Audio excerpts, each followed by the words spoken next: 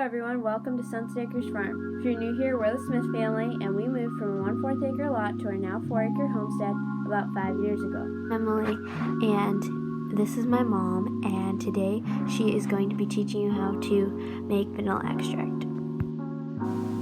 You're going to start with some 4-ounce jars.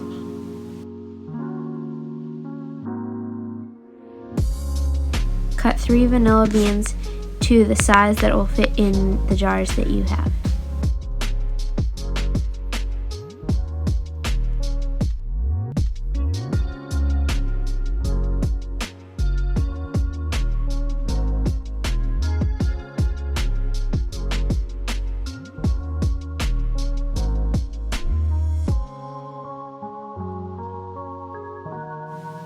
Fill your jars with vodka.